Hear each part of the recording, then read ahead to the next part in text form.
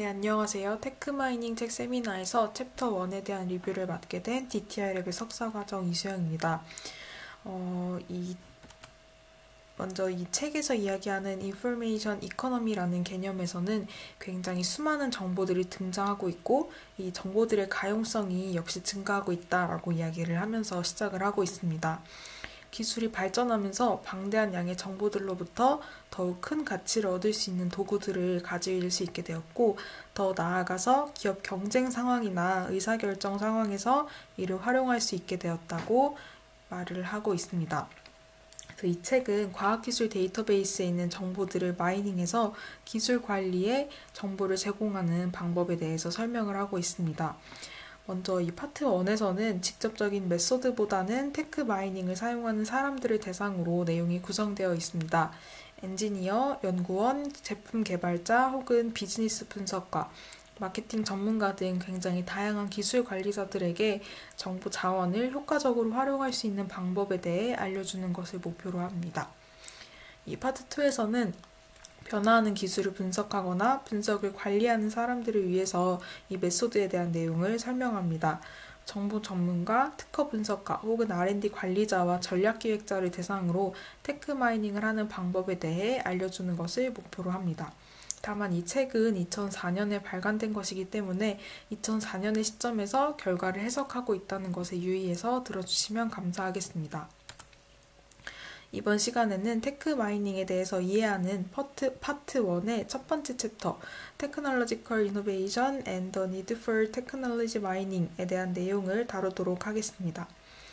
이 테크 마이닝은 기술 관리를 인폼하기 위해서 등장하는 기술들에 대한 정보를 탐색하는 것에 대한 약어로 정의하고 있습니다. 그래서 이 챕터에서는 기술 혁신 프로세스와 페이오프에 대해 초점을 조금 맞춰서 이머징 테크놀로지 그리고 인포메이션 이코노미에 대한 내용을 중점적으로 다루도록 하겠습니다. 먼저 이노베이션은 기술적인 변화를 의미하는 단어입니다. 여기서 저자는 단순한 아이디어 제너레이션이 아니라 임플리멘테이션이나 혹은 커머라이제이션과 같은 실행 혹은 상업화와 이어지는 이런 기술 변화에 관심을 가지고 있습니다. 따라서 1.1장에서는 오늘날 경쟁 경제 혹은 정치에서 이 테크놀로지컬 이노베이션의 중요성에 대해서 다루고자 합니다. 오늘날 세계 경제는 기술과 기술 혁신에 매우 크게 의존하고 있습니다. 먼저 이 미국 기업은 R&D에 연간 1,000억 달러 이상을 지출하고 있고 OECD 국가들 역시 1999년에 5,500억 달러 이상을 지출했다는 통계 자료가 있습니다. 뿐만 아니라 미국 산업연구소의 참여 기업 추정 평균 신규 판매율은 약 35%입니다. 다시 말해서 지난 5년 동안 새롭게 디자인된 제품에 대한 매출이 약 35%라는 의미로 매출의 3분의 1은 혁신에서부터 비롯된다고 해석할 수 있습니다. 국가 경제 역시 기술에 크게 의존적인 것을 보이고 있습니다.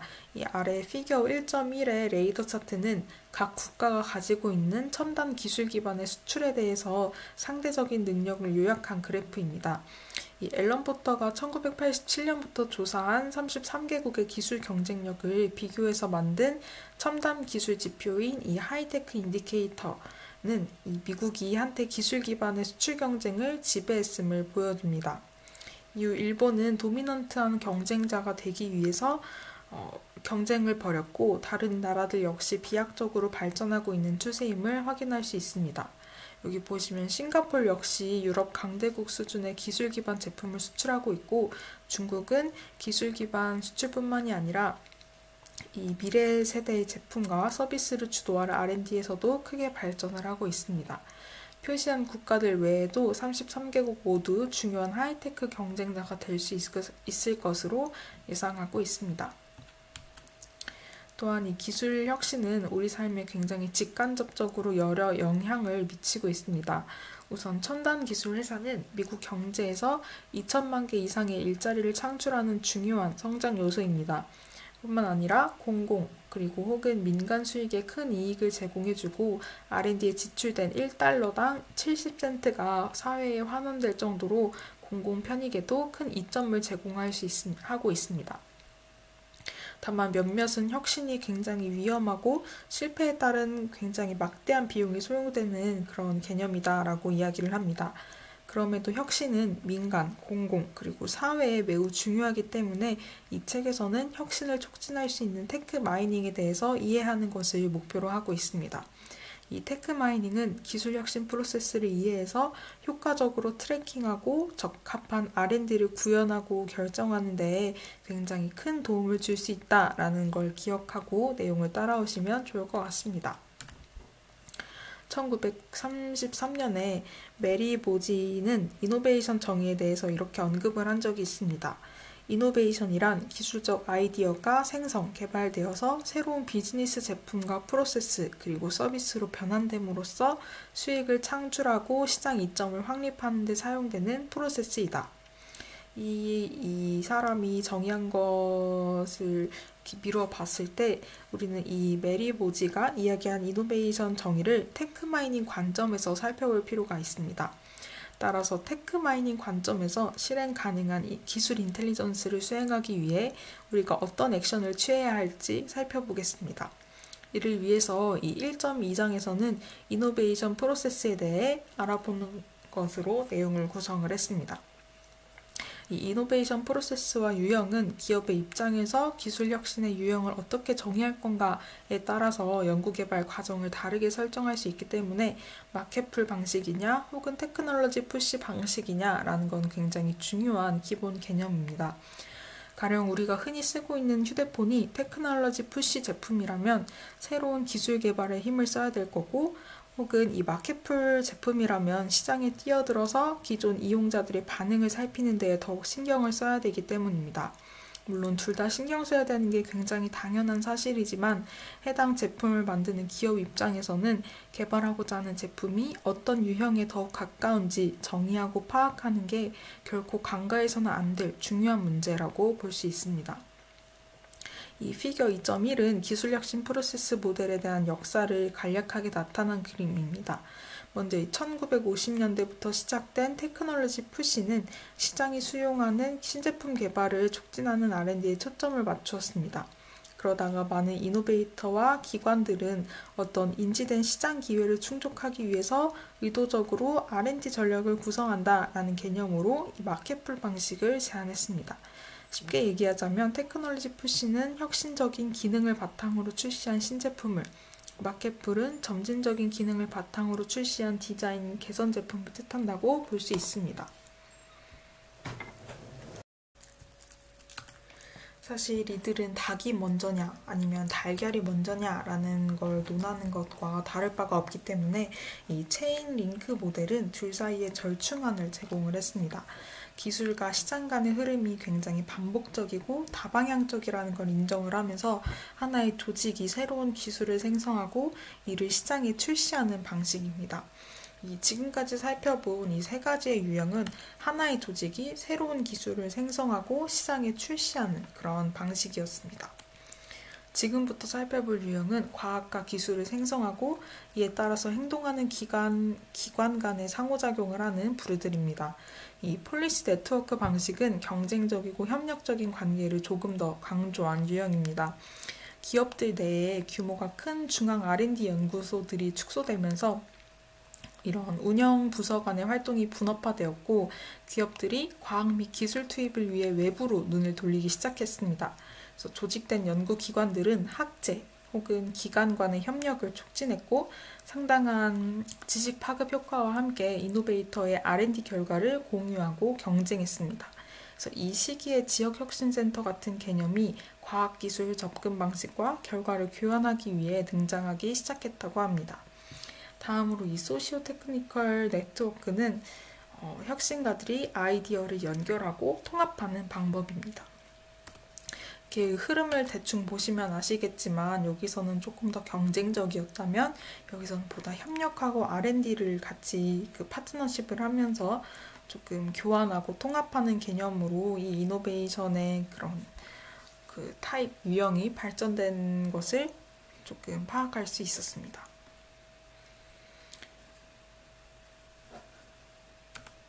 이번에는 혁신 유형이 아니라 그 혁신 대상, 주체에 대해서 살펴보도록 하겠습니다. 이 그림 2.2는 지식 네트워크 2.2의 지식 네트워크는 과학자나 엔지니어 같은 개인과 새로운 R&D 활동을 지원하고 자금을 지원하는 기관인 이니시에이터에 의해서 만들어집니다. 이들이 만드는 지식 네트워크처럼 개인과 기관은 또 다른 혁신가들과 얽힌 관계에 있습니다. 좀 전에 제가 이 이노베이션의 흐름이 조금 더 R&D 파트너십 그리고 통합하고 공유하는 흐름으로 바뀌었다고 이야기를 했는데 여기서 이야기하는 이 지식 네트워크가 바로 이 협력, 통합 그리고 공유의 개념입니다. 그래서 이제 이 얽힌 관계를 네 가지의 네트워킹 활동 계층으로 분류해서 말씀드리도록 하겠습니다. 먼저 이 아이디어는 서로 경쟁하고 연결이 됩니다. 그리고 혁신가는 성공적인 아이디어를 선택하고 변경하고 전파합니다. 다음으로 기관은 혁신가 팀을 구성해서 다른 기관과 협력하고 경쟁합니다. 마지막으로 이니시에이터는 기관의 연구 그리고 개발 활동에 자금을 지원합니다. 이런 네트워킹 사이 액티비티들은 테크마이닝에 있어서 필수적인 기회를 제공한다고 할 수 있습니다. 조금 흥미로운 건 결국 이런 과학과 기술 정보에 대한 교환, 네트워킹들의 액티비티들은 마지막 단계에서 지식을 문서화한다는 점입니다. 이는 결과를 산출한다 라는 뜻으로 우리 연구실에서 주로 분석 데이터로 삼고 있는 특허와 논문들이 이런 지식 네트워킹 활동의 아웃풋으로 속할 수 있습니다. 그래서 우리는 어떤 기술과 방법론을 써서 이 데이터들을 분석하지만 학계가 아닌 기업 세계에서는 이 아웃풋들이 거래되고 펀딩되고 탐구된다는 점에서 굉장히 많은 인사이트와 가치를 제공하고 있습니다. 따라서 혁신은 매우 필수적이고 중요하다라고 요약할 수 있습니다. 이제 다음 챕터에서는 테크마이닝이 혁신 프로세스에서 어떻게 도움이 될 수 있는지, 즉 이노베이터와 기관들의 관점에서 이들이 직면한 문제와 요구사항은 무엇인지 살펴보도록 하겠습니다. 먼저 테크 마이닝이 기업이나 기관의 이익을 어떻게 증진시킬 수 있는지 보면서 연구 자금을 지원하고 연구를 수행하는 기관을 살펴보겠습니다. 이 산업, 정부, 교육, 비영리, 그리고 국가 간 자금 지원 총 최소 5개 이상의 출처에서 연구 자금을 조달하고 있습니다. 이 아래의 내용들은 R&D에 대한 자금 조달이 매우 많은 비중을 차지하고 있고 첨단 기술 제조업체나 서비스 관련 R&D 지출이 증가하고 있다는 이야기들이니까 그냥 읽어보시면 될 것 같습니다. 특히 대부분의 산업 R&D는 개발에 중점을 두고 투자와 노력을 하고 있었습니다. 다만 기업은 막대한 R&D 투자에 있어서 여러 문제에 직면해 있었습니다. 이 기술 투자란 본질적으로 위험한 개념이라서 R&D 투자에 뛰어들기 이전에 기업이 자사의 지식을 잘 활용할 수 있는지 확인할 필요가 있다고 언급을 하고 있습니다. 기업의 지식 재산을 식별하거나 전략적 파트너십을 통해서 이러한 위험을 줄일 수가 있습니다. 이런 관점에서 테크마이닝은 관련 IP들을 잘 찾을 수 있기 때문에 어떤 형태로든 파트너십을 이용해 가장 적합한 기업의 경로를 결정할 수 있다는 점에서 그들의 그런 니즈를 만족시킬 수 있습니다.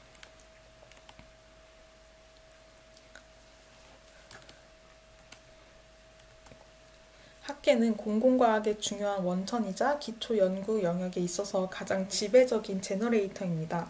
이 산업계는 종종 기술 개발을 결실로 이끄는 데 관여하기 때문에 대학과 정부, 연구실 등 학계의 활동을 우리는 주시해야 될 필요가 있습니다. 그럼 혁신가와 이런 연구기관들의 중요한 문제는 뭘까요? 주로 혁신적인 아이디어를 어떻게 먼저 잘 얻어낼 수 있는지, 그리고 기존 지식을 어떻게 잘 활용할 수 있는지에 대한 이슈가 있습니다. 테크 마이닝은 이런 학계의 니즈를 충족시킬 수 있다는 점에서 우리 DTI 랩이 굉장히 많은 공감대를 얻을 수 있을 것 같습니다. 결국 새로운 제품과 프로세스는 기업 쇄신의 핵심이 되기 때문에 학계는 이러한 문제에 관심을 가질 수밖에 없습니다. 그래서 이런 테크 마이닝을 통해서 기존 것을 활용하거나 새로운 역량을 발견하고 개발하는 일들을 수행을 할 수 있습니다. 내부, 외부 능력을 트래킹해서 기존의 역량의 조합으로 새로운 제품을 개발하고 기존 고객을 기반으로 신규 고객이나 기존 고객의 요구사항들을 분석, 개선시킬 수 있다는 의미입니다. 결국 이는 성공적인 혁신의 필수적인 인텔리전스입니다. 이와 관련해서 수업 시간에서도 교수님들께서 종종 익스플로이테이션과 익스플로레이션의 차이점에 대해서 자주 언급을 하셨던 적이 있는데, 이들은 이 성공적인 혁신의 인텔리전스로 테크 마이닝을 통해서 구체화될 수 있는 개념입니다. 익스플로이테이션은 착취, 개발, 이용이라는 뜻이고, 익스플로레이션은 탐사, 탐구, 탐험이라는 뜻을 가지고 있습니다. 이 둘은 결국 새로운 지식을 얻거나 기존 지식을 통합하고 핵심 역량을 재결합해서 학계에서의 요구를 충족시킬 수 있습니다. 이 테크 마이닝은 두 가지 모두의 개념에 어떤 툴로서 기여를 할 수 있습니다. 좀 전까지 다뤘던 3장에서는 투자를 앞둔 기업이라는 산업계 관점, 그리고 연구기관이라는 학계 관점에서 테크 마이닝 니즈를 살펴보았습니다. 지금부터는 이노베이터라는 과학자와 엔지니어링 관점에서 살펴보도록 하겠습니다. 우선 이 챕터에서는 이노베이터는 주로 유럽이나 일본에 많이 분포되어 있고, 과학자와 엔지니어 3명 중 2명은 남성이라는 가장 기본적인 통계부터 언급을 하고 있습니다. 2000년대 초반의 책이라서 지금과는 다른 부분이 꽤 많기는 하지만 2020년에는 여성 이노베이터도 많이 증가할 거고, 혁신 활동에 역시 빠르게 증가할 것이라고 이야기를 하고 있습니다. 아마도 이 챕터를 이렇게 오버뷰로 시작을 하고 있는 이유는 우리가 특허나 논문의 서지 정보에서 발명자 혹은 저자에 대한 분석을 수행을 하는 것처럼 결국 누가 무엇을 하는지 알고 싶어 하기 때문에 이런 오버뷰로 시작했지 않나 싶습니다. 실제로 산업에서 일하고 있는 엔지니어보다 학계에서 일하고 있는 엔지니어들이 자신의 연구를 발표할 가능성이 45배 정도 더 높고, R&D의 4분의 3 이상을 학계 엔지니어들이 기여하고 있다고 이야기를 하고 있는 것도 결국 누가 무엇을 하는지 궁금해한다라는 것에 대한 일종의 뒷받침이 될 수 있을 것 같습니다. 이 책이 나왔을 때는 정보기술 외에도 생명공학, 첨단재료, 나노기술 이런 분자기술을 신흥기술로 보고 있었습니다. 다만 이런 신흥기술을 잘 개발하기 위해서는 특정 도메인에 있는 엔지니어들끼리보다는 어떤 통합적이고 협력적인 관계를 구축해서 커뮤니티 내에서 이 R&D를 수행할 필요가 있습니다. 그래서 이런 커뮤니티 지식을 활용했을 때 아주 유용하고, 테크 마이닝은 이런 커뮤니티를 형성하는 데에 도움이 될 수 있기 때문에 이 이노베이터에 대한 오버뷰와 이 Emerging Technologies of Interest에 대해서 다루고 있습니다. 이 챕터에서 계속 다루고 있는 이 이노베이터에 대한 이야기의 연장선으로 우리는 신제품 개발자나 소프트웨어 엔지니어, 기술 관리자 같은 사람들이 혁신을 달성하는 데 굉장히 필수적인 역할을 한다는 사실을 이미 알고 있습니다. 이 과학기술 정보에 뒤처지지 않는 것은 새로운 지식을 창출하고 문제에 대한 솔루션을 재발견하는 데 있어서 매우 중요합니다. 다만 이런 과학 및 기술화가 더욱 전문화되고 R&D의 결과들이 증가하면서 굉장히 많은 이슈들이 생기게 되었습니다. 이런 혁신을 추구하는 개개인과 기관은 테크 마이닝이 해결할 수 있는 여러 가지 문제들에 직면해 있고, 그 예시들은 다음과 같습니다. 주로 리스크 매니지먼트의 필요성, 상호 보완적인 지식으로 R&D 파트너십 체결, 혹은 지식의 파급 효과를 위해 오픈되고 통합될 필요성 등이 있습니다. 이런 이슈들에 대해서 어떻게 해결하는지는 이 책의 뒷부분에서 계속 다룰 예정이라서 이 챕터에서는 언급하고 있지는 않았지만, 이 리스크 매니지먼트, R&D 파트너십 등 이런 이노베이터들이 가진 이슈들을 테크 마이닝으로 해결할 수 있다는 건 우리 연구실의 페이퍼들만 봐도 알 수 있을 것 같으니 넘어가도록 하겠습니다.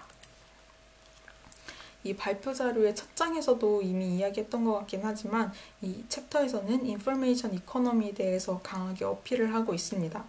현재 인포메이션 이코노미 시대에 살고 있고, 기존의 제조업 위주에서 이런 IT, 정보 서비스로 경제가 전환이 되고 있습니다. 지금 2022년에는 이미 정보 경제로 전환된 지 훨씬 오랜 시간이 지났지만 2000년대 초반까지만 해도 직장이나 학교 등에서 컴퓨터와 통신이 삶에 막 스며들기 시작한 때였습니다. 그래서 이 미국 산업연구소에서는 1980년대에 이런 인포메이션 이코노미와 관련해서 엔지니어와 기술 전문가가 일하는 방식에 대한 S커브를 그려보았습니다. 먼저 1980년대에는 이 엔지니어와 기술 전문가들 중 10%만이 일상 활동에서 컴퓨터를 사용했고 1990년대에서는 선진국 각국에서 데이터 전송이나 음성 전송을 넘어서는 인터넷, 이메일 등의 기술들이 사용이 되면서 우리 삶이 장악되는 것을 경험을 했습니다. 2000년 이후에는 컴퓨터가 보다 광범위하게 사용되고 정보의 가용성이 증가하면서 인포메이션 이코노미에 도래하게 되었습니다. 이 챕터에서 시사하고 있는 바는 주로 다루고자 하는 대상 기술 분야가 IT 기술 분야다라는 게 아니라 결국 새로운 기능이 먼저 리드 유저에 의해 채택된 다음에 또 다른 사용자가 다음에 새로운 기술을 채택한다는 점을 시사하고자 하는 것 같습니다. 우리가 예를 들어서 폴더폰에서 슬라이드 폰에서 하나의 단일 화면 그리고 폴더블 폰으로 발전했던 것처럼 그 이전에 휴대폰을 잘 사용하던 리드 유저들이 있어서 오늘날 폴더블 폰이 개발되었고 사용할 수 있었다는 점입니다. 그래서 이 테크마이닝 관점으로 살펴본다면 우리 DTR 랩에서 기술 진화 분석에 대한 연구를 수행을 했었던 것처럼 결국 이 기술적인 발전의 흐름과 기술 개발자들의 연구 동향을 파악해서 향후 이머징 테크놀로지를 잘 살펴볼 수 있겠다는 뜻이 되겠죠? 조금 급하게 마무리되는 것 같긴 하지만 이 책에서는 Information about Emerging Technology에 대해서 다음과 같이 요약하면서 1장을 마무리하고 있습니다. 먼저 혁신은 오늘날 첨단 기술에서 중요한 힘이고 기술 혁신을 측정하고 이해할 수 있었습니다. 또한 혁신은 추적할 수 있기 때문에 과학과 기술의 새로운 발전을 모니터링할 수 있다는 특징이 있습니다. 이 내용들은 앞서 이노베이션의 중요성과 이노베이션 프로세스 그리고 이노베이션의 주체들을 다루면서 배운 내용들이었습니다. 덧붙이자면 이 이노베이션 주체들이 가지고 있는 이슈들을 해결할 수 있는 건 결국 테크 마이닝이며 이 다양한 IP 데이터와 과학기술 데이터들이 이 테크 마이닝의 데이터로 활용이 될 수 있다는 점입니다. 다음 챕터에서는 테크 마이닝 툴에 대해 살펴보면서 이 혁신 관리 문제를 해결할 수 있는 방법에 대해 알아보도록 하겠습니다. 이것으로 발표를 마치도록 하겠습니다. 감사합니다.